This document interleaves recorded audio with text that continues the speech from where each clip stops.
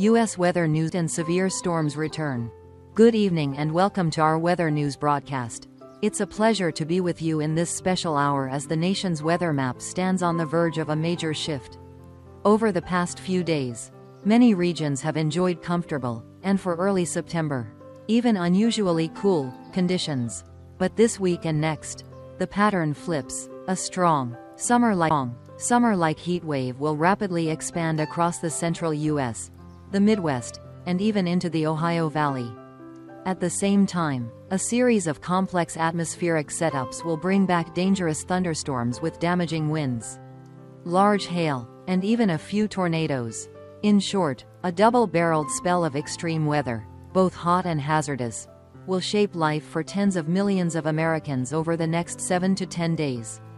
To help you visualize what's happening, we'll first review today's developments, then explain the drivers behind the coming change, followed by specific forecasts for temperatures, storms, and high-impact hazards, and finally a broad look at tropical activity over the two oceans flanking the United States. First, a quick recap of the last 24 hours. In the nation's midsection, especially along eastern Colorado and western Kansas, strong thunderstorms erupted overnight and into early today. Beyond heavy rain, these storms produced dangerous wind gusts capable of toppling trees and power lines. Numerous reports also noted hail larger than a quarter, damaging vehicles, roofs, and crops. Consider this the opening signal for a more unsettled stretch ahead, because the cause isn't a passing local disturbance. It's tied to a broad upper-level trough sliding inland from the west coast. Meanwhile, along the east coast, conditions have been more benign. Though not completely quiet, Florida has seen recurring showers and scattered storms, occasionally sending moisture northward towards southern New England. Overall, however, areas from Louisiana and South Texas through Tennessee and Kentucky to the northeast, including New York and Boston, have been enjoying what many would call ideal September weather: moderate temperatures, clean air, low humidity, and little rain. Many cities have taken full advantage of these rare, pleasant days, before a very different picture takes hold in the days ahead. So why the sudden flip on the weather map? The answer lies in a shift of the mid-level flow, specifically the orientation of the upper-level jet stream. For weeks, this current has funneled cool Canadian air into the Midwest and the Ohio Valley, keeping temperatures below average, at times even flirting with freezing marks in early September.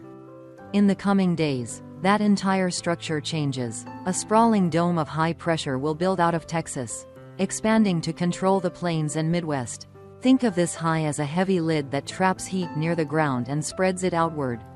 At the same time, a western trough lingers, acting like a storm machine that repeatedly sparks thunderstorms across the high plains.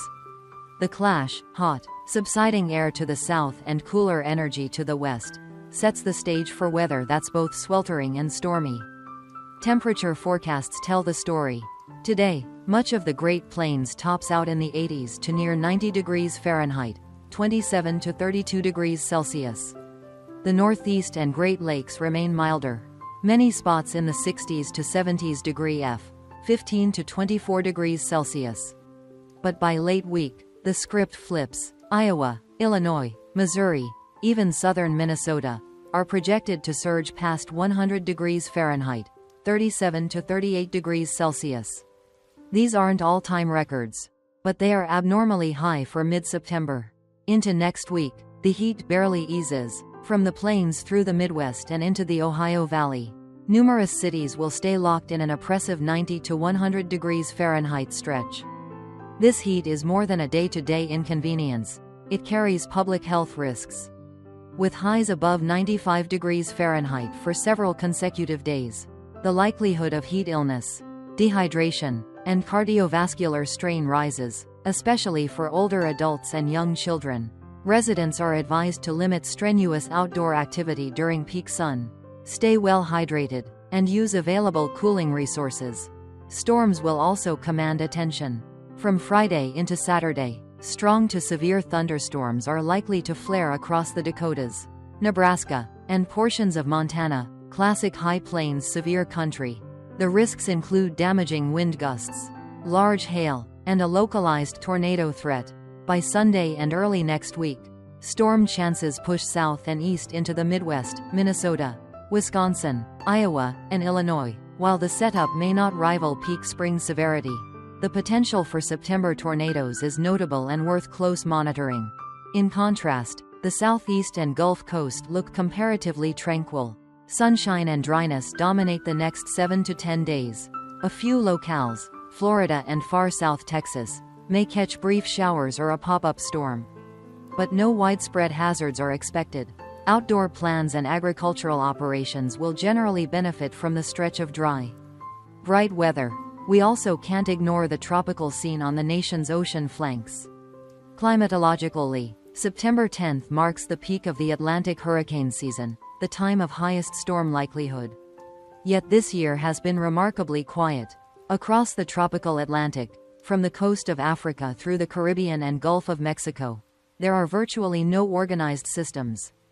Forecasters point to strong upper-level wind shear, which disrupts developing storms, along with pervasive dry air and subsidence that creates a hostile environment for tropical genesis. Some European model guidance hints that around September 19 to 20 a low-pressure area could emerge over the eastern Atlantic. Confidence, however, remains low.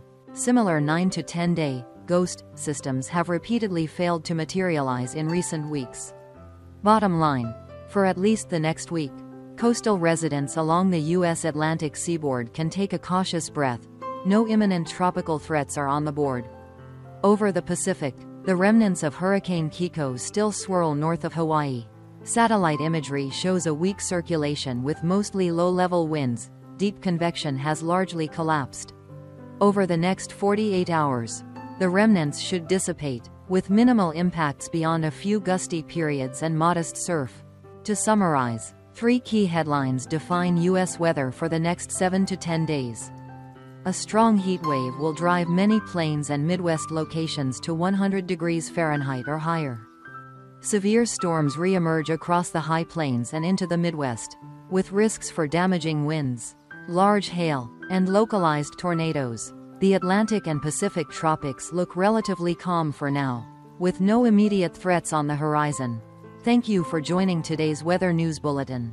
We'll keep a close eye on every development, from the heat and storms to activity over the oceans, and bring you accurate, timely updates in our next broadcasts. If you found this report helpful, please subscribe and enable notifications so you don't miss important updates. Wishing you health, safety, and confidence as you plan ahead for whatever the weather brings.